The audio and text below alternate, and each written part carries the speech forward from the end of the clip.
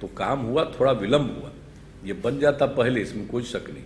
तो थोड़ा विलम्ब हुआ, उसके बाद काम हुआ शुरू। और जैसा ललन बाबू ने भी बता दिया, एक बिल्डिंग में तो टोटल इनसे रिकमेंड कराया गया और बाकी बिल्डिंग में ये सब बता दिए।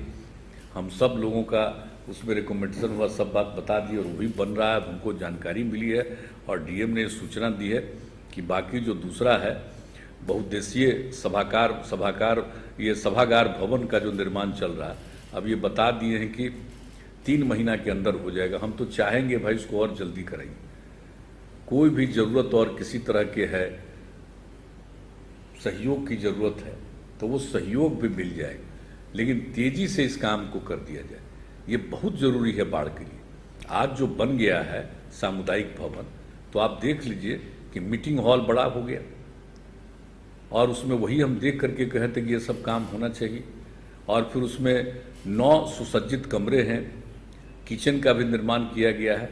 तो हर तरह से यहाँ पर काम हो सकता है। लोग सांस्कृतिक कार्यक्रम कर सकते हैं, वैवाहिक कार्यक्रम हो सकता है, जो वहाँ पर आएंगे रात्रि विश्राम कर सकते हैं। मतलब सब तरह का सुविधा होगा और कितनी सहूलियत हो जाएगी। और ये सभागार भवन बन जाएगा तो और कितनी सुविधा होगी वहाँ पर कि लोगों को, बाढ़ के लोगों को सहूलियत होगी। और अभी आप ठीक बोले, जो हॉस्पिटल का था, पहले तो हम लोग हॉस्पिटल जाया ही करते थे, और बाढ़ का तो हॉस्पिटल और उसमें इलाज कराने के लिए तो बहुत लोग शुरू से आते हैं। तो वहाँ के डॉक्टर लोग तो बड़ा अच्छा काम करते रहे, शुरू से हम देखें। लेकिन जो हॉस्पिटल का पुनर्निर्माण और बढ़िया ढंग से होना चाहिए, ये बात तो सही है। इसके लिए भी हम उस विभाग को कहेंगे ताकि इसमें भी काम तेज़ी से किया जाए। और हर प्रकार से बाढ़ के लिए हम सब चीज़ चाहते हैं कि ठीक हो और लोगों को सहूलियत हो। तो उसी दृष्टिकोण से सब तरह का काम हम लोग करते रहें। आज भी उसी काम में लगे रहना है। और सब लोगों ने जो कुछ भी बात कही है, तो आज मुझको खुशी हुई कि कम से कम उसको देखने गए थे हम लोग, जो वहाँ के इस दृश्य को, और उसमें हम लोगों ने समझा था कि बढ़िया से इस काम में सामुदायिक भवन का निर्माण करवाएंगे। तो वो सब काम जो हो गया, ये बहुत अच्छा है कि डाक बंगला का जो परिसर है उसी में एक तो बन गया। अब उसका लोग कितना बढ़िया ढंग से, जो यहाँ पर डाक बंगला है इसको भी ठीक ठाक करना। और अगर देख लीजिएगा डीएम साहब, अगर ज़रूरत पड़ेगा तो डाक बंगला भी फ्रेश बनवा देना। अगर देख लीजिए उसका कुछ नहीं, उसको भी फ्रेश बनवा देना। और उसके लिए जो कुछ भी ज़रूरत होगा हम लोग पूरे तौर पर मदद कर देंगे।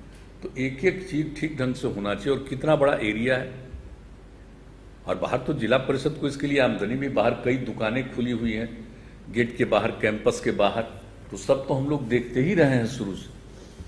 तो कभी आगे भी मौका मिलेगा तो हम तो ज़रा, मेरे मन में इच्छा है कि एक बार जा करके हम इस सब जगहों पर ज़रा देख लें। और भी कोई ज़रूरी चीज़ होगा तो उसके लिए हम ज़रूर कोशिश करेंगे और आगे इसको बढ़ाने की कोशिश करेंगे।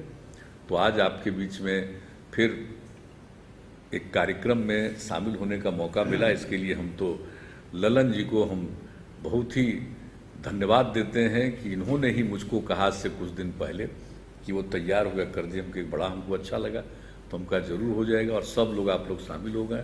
और सबसे तो इतना पुराना संबंध है, और जो कुछ भी नई पीढ़ी के लोग हैं उन लोगों तक भी सब बात बताया करिए कि कितना हाल क्या था पहले और इसके लिए क्या क्या हम लोगों ने किया है, और आज भी एक एक चीज़ के लिए जो कर रहे हैं। तो इस सबको ये मालूम होना चाहिए और प्रेम और भाईचारे का भाव रखना चाहिए आपस में। और आप जानते ही हैं मेरा क्या है, जो लोगों ने काम करने का मौका दिया है, तो हम तो यही ना कहते हैं कि लोगों की सेवा करना ही हमारा धर्म है।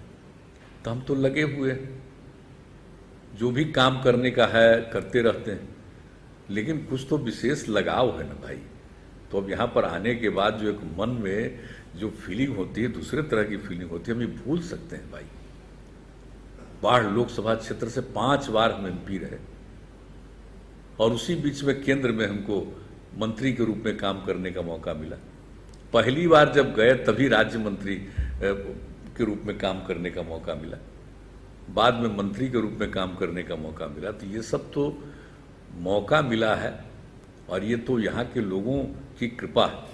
तो हम तो जीवन भर नहीं भूलेंगे भाई, एक बात अच्छी तरह जान लीजिए, लोगों ने जो मेरे लिए किया है, मुझको जो प्रेम के साथ मेरे साथ व्यवहार किया है, हम इसको कभी नहीं भूलेंगे। इसलिए मेरी प्रतिबद्धता हमेशा आप सब लोगों के प्रति रहे।